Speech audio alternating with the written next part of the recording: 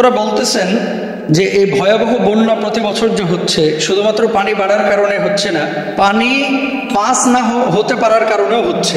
খাল খনন, নালা নর্দমা যারা ভরাট করে ফেলেছে, খাল খনন প্রক্রিয়া, সেই সাথে নালা নর্দমা যারা ভরাট করে ফেলেছে, এই সমস্ত মানুষগুলোর কি আল্লাহর আদালতে দাঁড়াইতে হবে না?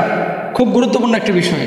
এবং আমাদের সম্মানিত শেখ আহমদুল্লাহ হাফিজাউল্লাহ 2-3 দিন আগে একটা কথা বলেছিলেন যে খাল পরিষ্কার করার জন্য একটা পরিকল্পনা ফাউন্ডেশন নিবে, উদ্যোগ গ্রহণ করবে। কারণ প্রতি বছর ওই গায়ে খত তৈরি হবে আর আমরা যে মলম দেব, এটা তো হতে পারে না। তো খত কোথা থেকে তৈরি হয় সেই জায়গাটা বন্ধ করতে হবে। আজকে কুমিল্লা নোয়াখালীতে যে বন্যাটা হচ্ছে একমাত্র কারণ যে ছোট ছোট নদীগুলো এগুলো ভরাট করে ফেলেছে। যেখান থেকে পানিটা ঢুকেছিল সেখান দিয়ে পানিটা আর পাস করে অন্য জায়গায় যাইতে পারে না, আটকে গেছে, এই জন্য বন্যাটা হয়েছে। আচ্ছা, এটা কুমিল্লা নোয়াখালীর কথা বলতেছি না, সারা বাংলাদেশের একই চিত্র।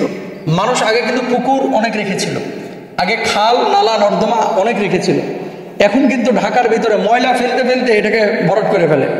আবার এই যে আশুলিয়া থেকে মনে করেন উত্তরা, ওদিকে গাবতলী থেকে সাভার, তারপরে ঢাকার বাইরে চিটাং রোড থেকে ওইদিকে চলে যান কাঁচপুর, চতুর্দিকে দেখবেন প্রতিদিন কেকের মতো দখল করতেছে, কাইটা কাইটা ভরাট করতেছে যখন যে দল ক্ষমতায় আসতেছে। আপনাদেরকে একটা কথা বলি, পবিত্র কুরআনুল কারীমে আল্লাহ সুবহানাহু ওয়া তাআলা একটি কথা বলেছেন, ইয়া আইয়ুহাল্লাযীনা আমানু লা তাকুলু আমওয়ালাকুম, এমন সম্পদ তোমরা গ্রহণ করো না যেই সম্পদ আল্লাহ সুবহানাহু ওয়া তাআলা বলছেন যে অন্যায়ভাবে তোমরা গ্রাস করেছো।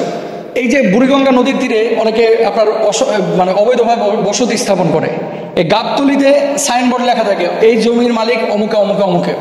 এই কাজগুলো যারা করে মানুষের ক্ষতি করতেছে, এদেরকে অবশ্যই আল্লাহর আদালতে দাঁড়াইতে হবে। খেয়াল করেন, খাল ভরাট করা, পুকুর ভরাট করা এগুলো আসলে ঠিক না, যেখানে মানুষের ক্ষতি হয়। তবে আপনি যদি বলেন যে পুকুর ভরাট করা কি হারাম, তাহলে আরে ভাই, আপনার যদি ব্যক্তিগত পুকুর থাকে, আপনার বাড়ির সামনে পুকুর এখন দরকার নাই, আপনি ভরাট করেন, সেটা আপনার ব্যক্তিগত ব্যাপার। কিন্তু এই পুকুরের কারণে গোটা মহল্লাবাসী যদি হুমকির মধ্যে পড়ে যায়, তাদের জীবন বিনাশ হওয়ার সম্ভাবনা থাকে, বন্যা হওয়ার সম্ভাবনা থাকে, তাহলে এই জায়গাটা আপনি পুকুরটা ভরাট করতে পারবেন না এতগুলো মানুষের ক্ষতি করে। এবার আসেন, রাসূল আকরাম সাল্লাল্লাহু আলাইহি ওয়াসাল্লাম হাদিসে কি আছে? আল্লাহর হাবিব বলছেন, যে ব্যক্তি অন্যের ক্ষতি সাধন করে আল্লাহ তাআলা তা দিয়েই তার ক্ষতি সাধন করেন। যে ব্যক্তি অন্যকে কষ্ট দেয় আল্লাহ তাআলা তাকে কষ্টের মধ্যে ফেলেন। তাহলে অন্য মানুষের ক্ষতি করার আগে, বিপর্যয়ের আগে নিজের ক্ষতিটাও একটু মাথায় রাখতে হবে। আপনি যে আরেকজনের জন্য কূপ খনন করতেছেন, ওই কূপে কিন্তু আপনি নিজেই পড়বেন। এই হাদিস থেকে বোঝা যায়, তিরমিজি শরীফের হাদিস 1940 নাম্বার। কি বলছেন আল্লাহর নবী? অন্য কারোর জন্য, যে ব্যক্তি অন্য কারো ক্ষতি সাধন করে আল্লাহ তাআলা তা দিয়েই তার ক্ষতি সাধন করেন। খেয়াল করেন, অন্যায়ভাবে একজন মানুষকে কেউ আঘাত করেছে, আরেকজন মানুষের সম্পদ গ্রাস করেছে, আরেকজন মানুষকে হত্যা করেছে। অনেক মানুষ এরকম দেখা যায়, ইতিহাসেও পাওয়া যায় যে সে হত্যা করেছিল, তাকেও হত্যা করা হয়েছে। হযরত হুসাইন রাদিয়াল্লাহু তাআলা আনহুকে যারা শহীদ করেছিল কারবালার প্রান্তরে, একটারও কি স্বাভাবিক মৃত্যু হয়েছিল? না, এদেরকেও কিন্তু এভাবে মারা হয়েছিল এবং লাঞ্ছনাদায়ক মৃত্যু তাদেরকে দেওয়া হয়েছিল। এরকম বাংলাদেশেও পাবেন। মানে আপনি পাপ করেছেন, আরেকজনের ক্ষতি করেছেন, অথচ আল্লাহ আপনাকে এমনি এমনি ছেড়ে দেবে, এটা কোশ্চিন কালেও মনে করেন না। এত সোজা না, এটা কোশ্চিন কালেও মনে করবেন না।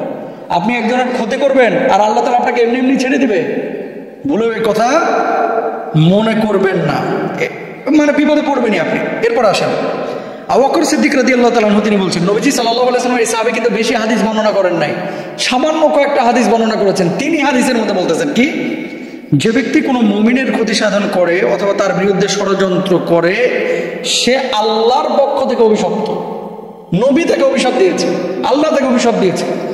আপনি যে এখানে খালটা খনন করে এই ভরাট করে ফেলছেন, আপনি যে এই যে বাড়ির ময়লা, পটল কাটা, পটল পচা ময়লা, আলু পচা ময়লা, তারপরে এই যে মাছের আঁশ, গরুর হাড্ডি, তারপরে মনে করেন চর্বি, তারপরে যা আছে ময়লা আবর্জনা সব নিয়ে যে কিছু মহিলা দেখবেন মানে কাটাকুটি শেষ আসে নিয়ে ওই যে ড্রেনটা সরকার বানায় রাখছে, সিটি কর্পোরেশন বানায় রাখছে, দাপ করে ওখানে ফেলায় দেয়।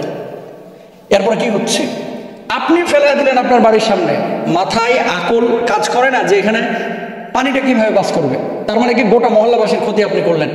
কালকে আমি মাতোয়াইলের এক এলাকায় ক্লাসে যাচ্ছিলাম, খেয়াল করেন মানুষ কতটা নিকৃষ্ট হতে পারে।